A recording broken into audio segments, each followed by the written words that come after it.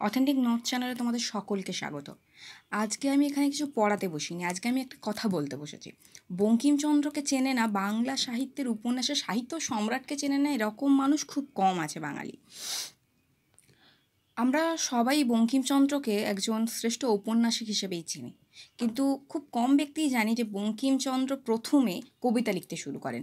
মাত্র 15 বছর বয়সে তিনি কবিতা লিখতে শুরু করেন। এখানে লেখাই আছে মাত্র 15 বছর বয়সে তিনি কবিতা লেখা শুরু করেন। তার প্রথম গদ্য সাহিত্যের পথ চলা শুরু হয় ইংরেজি উপন্যাস রাজমোহনস ওয়াইফ বইটি দিয়ে, এবং এর পরবর্তীকালে উনি নিজে বাংলা সাহিত্যে নিজস্ব উপন্যাস লিখতে শুরু করেন। কত সালে? 1865 সালে তার প্রকাশিত হয় প্রথম উপন্যাস দুর্গেশ নন্দিনী। বঙ্কিমচন্দ্রের লেখা একাধিক উপন্যাস রয়েছে। সেই দুর্গেশ নন্দিনী থেকে যে যাত্রা শুরু হয়, সেই যাত্রা শেষ হয় এসে সীতারামে। বঙ্কিমচন্দ্র ঔপন্যাসিক হিসেবে সবার কাছেই খুব প্রিয়। আমারও একজন বলতে গেলে প্রিয় ঔপন্যাসিকই বঙ্কিমচন্দ্র। আমার উপন্যাস পড়তে খুব ভালো লাগে ব্যক্তিগতভাবে, এবং সেই হিসেবে বঙ্কিমচন্দ্র আমার প্রিয় ঔপন্যাসিক। কিন্তু সেটা আলাদা বিষয়, এরকম জটিলতা খুব কম মানুষের জীবনেই আছে যে প্রিয় ঔপন্যাসিক একজন আর প্রিয় উপন্যাস আলাদা। আমার প্রিয় উপন্যাসটা হচ্ছে শরৎচন্দ্রের লেখা দেনা পাওনা। এটা একটু জটিল বিষয়, কিন্তু কি আর করা যাবে, যেরকম যার ভাবনা চিন্তা, যেরকম যার ভালো লাগে যে জিনিস, সেই রকম হিসেবে। বঙ্কিমচন্দ্রের উপন্যাসের মধ্যে আমাদের সকলের একটা উপন্যাস খুব চেনা, খুব চেনা, বাকিগুলো নাই বা চেনা হতে পারে, রাধারানী। রাধারানী সম্ভবত আমরা যারা ওয়েস্ট বেঙ্গল বোর্ডের পরীক্ষা দিই, তারা ক্লাস 8 না 9 আমরা পড়েছি রাধারানীর অর্ধেক অংশটা। সেখানে রাধারানী ছোটোবেলায় কিভাবে সর্বস্ব হারা হলো, এবং শেষে তার মায়ের শরীর খারাপ হলো, তার পথ্য জোগাড় করার জন্য মেলায় গিয়ে ফুলমালা বিক্রি করলো, এবং সেখানে একজনের সাথে দেখা হলো। এখানে এবং শেষ পর্যন্ত তিনি রাধারানীর হাতে 500 টাকা দিয়ে চলে গেলেন। তারপরের অংশ আমরা সেখানে দেখতে পাই না, বা তারপরের অংশ আমরা কেউ জানি না।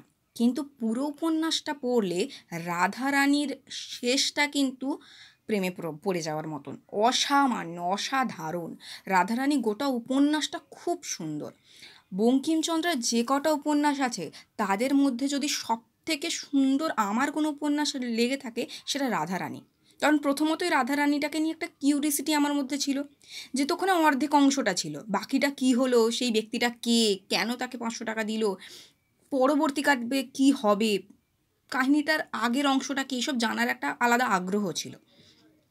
পরে যখন বঙ্কিম রচনাবলী কিনি, আমি 2 বছর আগে কিনেছিলাম, পড়েছি আগের বছরই, কারণ অন্যান্য সাবজেক্টসের বইগুলো পড়ার জন্য এটা পড়ে ওঠা হয়নি।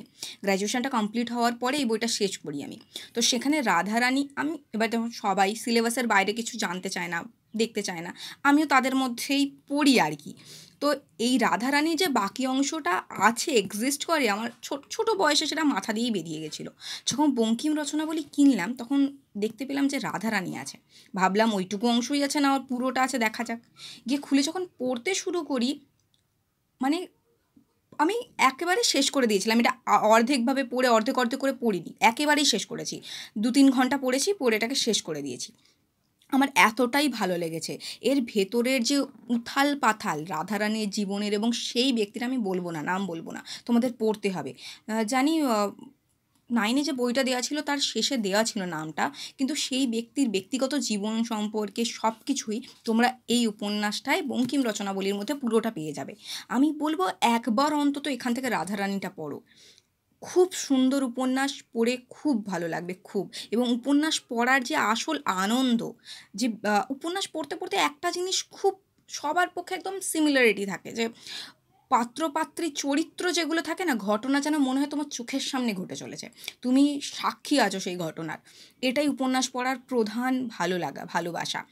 তো রাধারানী পড়তে গিয়ে তোমার মনে হবে পুরো ঘটনাক্রমটার যেন তুমি সাক্ষী, এবং পুরো ঘটনাটা তোমার চোখের সামনে ঘটছে।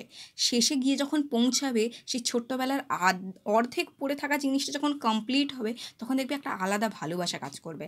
তাই আমি বলবো অন্তত বঙ্কিম রচনাবলীর মধ্যে রাধারানী একবার পড়ো। বাকি বঙ্কিমচন্দ্রের প্রত্যেকটা উপন্যাসই অসামান্য। এর এর তুলনা অন্য কারোর সাথে করার মতো ঘাড়ে আমার মাথা আর দুটো নেই, আমি পারবো না সেটা করতে। কিন্তু প্রত্যেকটা উপন্যাস ভালো। বিশেষ করে বঙ্কিমচন্দ্রের যে দুটো উপন্যাস সর্বজন সমাদৃত সেটা হচ্ছে বিষবৃক্ষ আর কৃষ্ণকান্তের উইল। কৃষ্ণকান্তের উইলও ভালো, বিষবৃক্ষও ভালো, কিন্তু রাধারানী পড়ার একটা ভালোবাসা কাজ করবে আলাদা। এবং এরপরে যদি আরও কোনো উপন্যাস তোমার এখান থেকে পড়তে ভালো লাগে, আমি সাজেস্ট করব মৃণালিনী পড়ো। মৃণালিনী এটাও খুব সুন্দর। এবং দেবী চৌধুরানী, এগুলো হয়তো বেশি লোক খুব একটা পড়ে না, কিন্তু আমি বলবো পড়ো। এই মৃণালিনী আর দেবী চৌধুরানী পড়লে নারী চরিত্রের আলাদা আলাদা যে দিকগুলো রয়েছে, নারী যে একদিকে স্নেহশীলা এবং অন্যদিকে অগ্নিস্ফুলিঙ্গের ন্যায় দীপ্ত, উজ্জ্বল প্রভাসে দীপ্ত হয়ে থাকে সবসময়, সেটা তুমি জানতে পারবে এই দুটো পড়লে। মৃণালিনীর স্বভাব আলাদা, দেবী চৌধুরানীর স্বভাব আলাদা। দেবী চৌধুরানীতে একটা সাধারণ মেয়ের কীভাবে দেবী চৌধুরানী হয়ে ওঠার সেই কাহিনিটা তুমি জানতে পারবে, এবং তার সাথে শেষটা আরও সুন্দর। আমি শেষটা কখনো বলে মজা নষ্ট করতে চাই না, নিজেরা পড়ো, কিন্তু প্রথমে আগে রাধারানী পড়ে নাও, সেই না কমপ্লিট হওয়া জিনিসটা কমপ্লিট করে ফেলো। যদি ভিডিওটা ভালো লাগে অবশ্যই একটা লাইক করে দেবে এবং চ্যানেলটাকে সাবস্ক্রাইব করে দেবে এই ধরনের নিত্য নতুন ইনফরমেটিভ ভিডিও পাওয়ার জন্য।